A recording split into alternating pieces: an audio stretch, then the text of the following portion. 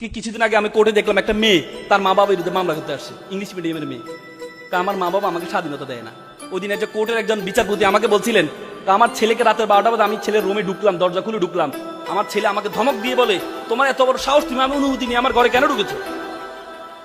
কেন ঢুকেছো? তার কারণ কি? বাঁকা লাগিয়েছি, ছোটবেলায় বাঁকা লাগিয়েছি। আজকে বড় ধরনের আগ্রাসন শুরু হয়েছে আমাদের দেশে। আজকে ছোটবেলা প্রি ক্যাডেট স্কুলগুলো ব্রেক, তার 30,000 স্কুল আছে, সবগুলো সকাল থেকে শুরু করে। তারা ক্যাডেট স্কুল যেগুলো, কিন্ডার গার্ডেন স্কুলগুলো সকাল থেকে শুরু করে। কারণ কি? যাতে মুক্তবে না যেতে পারে, যাতে মুক্তবে না যেতে পারে। আচ্ছা, আমরা অসভ্য বলি, আপনি আয়ারল্যান্ডের দিকে যান। আয়ারল্যান্ডে 90% তাদের যে প্রাথমিক স্কুলগুলো আছে, আয়ারল্যান্ডের 90% স্কুলগুলো পরিচালনা করে ক্যাথলিক চার্চরা। ক্যাথলিক চার্চরা তাদের স্কুলগুলো পরিচালনা করে। এবং কি, কেউ যদি প্রাথমিক শিক্ষক হওয়ার জন্য আবেদন করতে চায়, তাকে বলা হয় তাকে একটা সার্টিফিকেট লাগে, certificate of religious study, CRS, একটা সার্টিফিকেট লাগে। অথচ আমরা শিক্ষকরাই জানে না, শিক্ষকরাই জানে না ইসলাম, তারা কি ইসলাম শিক্ষা দিবে? আজকে কয়টা আপনারা, আজকে এখান থেকে আমি বলছি মক্তবের ক্ষেত্রে, আমাদের বর্তমানে বাংলাদেশে প্রায় 3 লক্ষ মসজিদ আছে। স্কুল যদি ব্রাকে 30,000 হয়, আপনার মসজিদ আছে কত? 3 লক্ষ। 17 লক্ষ ইমাম এবং মসজিদ আছে। বাংলাদেশের গ্রাম কয়টা? গ্রাম বাংলাদেশের কয়টা? 90,000 গ্রাম। 90,000 গ্রাম যদি 3 লক্ষ মসজিদ থাকে, তাহলে প্রত্যেকটা গ্রামে কয়টা করে মসজিদ পড়ে? 4টা করে মসজিদ পড়ে।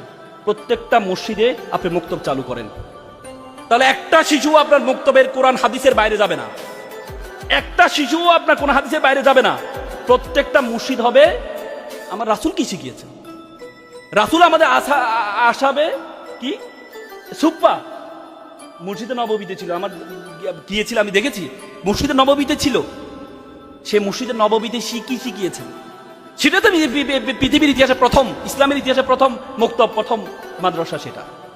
সেখান থেকে শিক্ষা গ্রহণ করে আবু হুরায়রা রাদিয়াল্লাহু তাআলার মতো ব্যক্তি হয়েছে। আবু হুরায়রা কে ছিলেন? মাত্র 3 বছরে 5,374টা হাদিস বর্ণনা করেছে। নাম ছিল আব্দুর রহমান। কিন্তু বিড়াল নিয়ে দুষ্টামি করতেন। আল্লাহ রাসূল ডাকে বলল যে, এ আবু হুরায়রা, হে কি বিড়ালের বাপ, এটাকে ওন করে নিয়েছেন। একবার বালুতে শুয়ে আছেন, আল্লাহ রাসূল বলছে, এ আবু তোরাব, এ বালুর বাপ। নাম হয়ে গেছে আবু তোরাব। আবু হুরায়রা সবচেয়ে বেশি 800 রাবি তার থেকে হাদিস বর্ণনা করেছেন, আবু হুরায়রা থেকে 800। কোথায় থেকে? মক্তব থেকে। অথচ আমরা এই মসজিদগুলোকে কাজে লাগাই না। আজকে আমরা মসজিদকে একটা ভীতকর অবস্থা। আজকে এখানে আপনাদেরও দায় আছে, আমাদের সহ দায় আছে। দায়টা হচ্ছে, আমরা বাচ্চাদেরকে লাঠি দিয়ে কন্ট্রোল করতে চাই। আমরা মক্তবে বড় একটা লাঠি নিয়ে থাকি না। আচ্ছা, কিন্ডার গাড়িগুলো যান, প্লে যে স্কুলগুলা, তারা কি সেখানে খেলনা দিয়ে বাচ্চাদেরকে আকৃষ্ট করে, আসো এসে খেলা, এখানে খেলার সুযোগ আছে। আপনি সে বাচ্চাদেরকে সে আনন্দ। মক্তবের পাশাপাশি, মসজিদের পাশাপাশি আমরা মসজিদের বারান্দায় পড়াই। কেন রে ভাই? নামাজ যদি আপনার এসির মধ্যে পড়ানো হয়, তাহলে বাচ্চাদেরকে কেন আপনি বারান্দা পড়াবেন? কেন আপনি বারান্দা পড়াবেন? তার মানে বাচ্চাদের আপনি গুরুত্ব দিচ্ছেন না। তুরস্কে আমার যাওয়ার সুযোগ, আমি সেখানে দেখেছি তুরস্কের মসজিদগুলোতে লেখা আছে, যদি আপনার কোনো মসজিদের পিছন থেকে শিশুদের আওয়াজ যদি না আসে, মনে করতে হবে আপনার ভবিষ্যৎ অন্ধকার। আজকে আমরা বাচ্চারা যদি দুষ্টামি করে, পিছন থেকে বাচ্চাদেরকে আমরা মেরে মসজিদে বের করে দিই, এই চিৎকার দিয়ে জোরে জোরে ধমক মারি না। আজকে মক্তবগুলাকে এত সুন্দর করতে হবে, খেলনা রাখতে হবে সেখানে।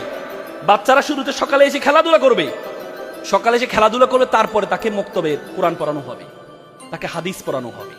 যদি সেটা করা না যায়, যদি সেটা না করা যায়, তাহলে ভবিষ্যৎ আর বড় ধরনের আগ্রাসন আমাদের জন্য অপেক্ষা করছে। আজকে যত শত শত স্কুলগুলো আছে, আপনি স্কুলগুলো দেখেন, কত শত শত স্কুল, কয়টা মাদ্রাসা। আপনি মাদ্রাসা দিয়ে সবসময় কোন হাদিস শিখাতে চান কেন? আপনাকে মক্তব দিয়ে শুরু করতে হবে।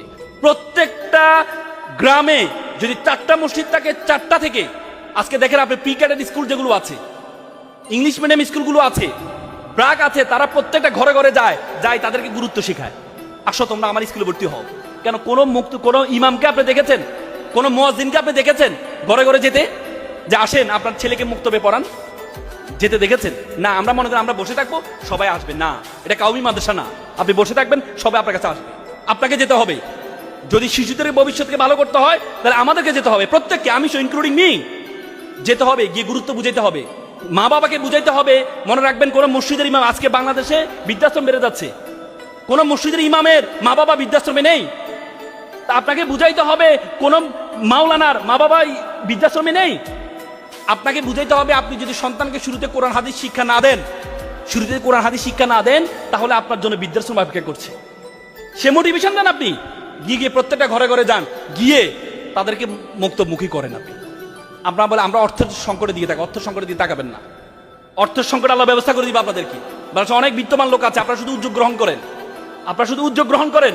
আপনারা এক বছরে একটা ঘোষণা দেন, আমি আজকে মনির ভাইকে বলছি, আমি ফান্ড ব্যবস্থা করে দিব।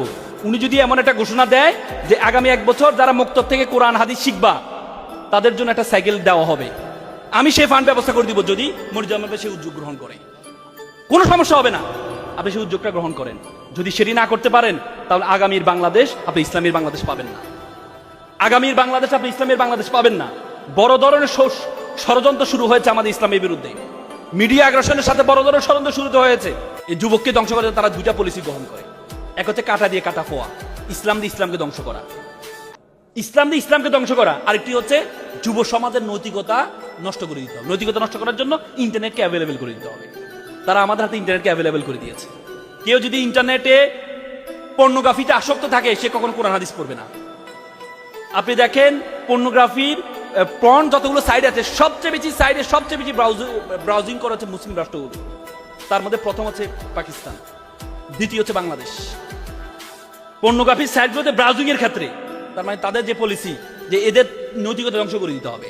যদি এদের নৈতিকতা ধ্বংস করে দেওয়া যায়, তাহলে এরা কি করবে না, এরা কি করবে না, এরা কোরআন হাদিসের দিকে ঝুঁকবে না। আরেকটি হচ্ছে কাটা দিয়ে কাটা ফোয়া, মানে ইসলাম দিয়ে ইসলামকে ধ্বংস করা। আপনি দেখেন না, এক আলেম আরেক আলেমের পিছনে লেগেছিল এতদিন পর্যন্ত। আলহামদুলিল্লাহ এখন এটা সুন্দর হয়েছে, আমাদের মধ্যে একটা ঐক্য হয়েছে। এক আলেম আরেক আলেমের বিরুদ্ধে, দলিন নাকি জোয়াল্লিন, কোথায় হাত বাঁধে কোথায় এ বাঁধে, এটা নিয়ে না। বামদের মধ্যে আমি অনৈক্য কখনো দেখবেন না, অথচ আমাদের আলেমদের মধ্যে আমরা যত অনৈক্য। ভুলের ঊর্ধ্বে কেউ নয়, ভুলের ঊর্ধ্বে কেউ নয়। যদি ভুলের ঊর্ধ্বে যদি কেউ, যদি সকলে সমান হইতো, তাহলে চারটা মাযহাব হইতো না। চারটা মাযহাব প্রত্যেকটাই সত্য। কেন হয়েছে? আমাদের মধ্যে চিন্তার ভিন্নতা থাকবে। ইউনিটি ইন ডাইভার্সিটি, বৈচিত্র্যের মধ্যে ঐক্য। আপনাকে আমি, আপনার ভালোটা আমি অন করব, আমার খারাপটা দরকার নেই, আপনার ভালোটা অন, প্রত্যেকের ভালোটা অন করে আমরা ঐক্য করতে পারি। এই ঐক্য করলে তারা যে কাটা দিয়ে কাটা ফোয়া, সে ধ্বংস সেটা করতে পারবে না। এজন্য আজকের এই যে সুন্দর আয়োজন, আমি খুব চমৎকৃত হয়েছে। মনিরুজ্জামান ভাই, না মনির মানি তো হচ্ছে লাইটিং, একটা ল্যাম্প, একটা প্রজ্বলিত আলো। জামান মানে পৃথিবীর প্রজ্বলিত আলো। আমি তো মনে করি মুক্তব জগতে, ইসলাম জগতে একটা প্রজ্বলিত আলো চেষ্টা শুরু করেছেন উনি, শুরু করেছেন ওনার যতটুকু সামর্থ্য আছে শুরু করেছেন। প্রত্যেকের জায়গা থেকে আমরা শুরু করি, প্রত্যেকের জায়গা থেকে শুরু করে প্রমোট করি আমরা একে অপরকে। আজকে আমার আরো দুটা প্রোগ্রাম ছিল, তারপর আমি এখানে আসছি শুধু করে আমার ভাইকে উৎসাহ দেওয়ার জন্য। আমার একটু পরে এনটিভিতে আমার টক শো আছে, কিন্তু আমি এখানে আসছি শুধুমাত্র ভাইকে উৎসাহ দেওয়ার জন্য। শুরু করেছে ওনারা।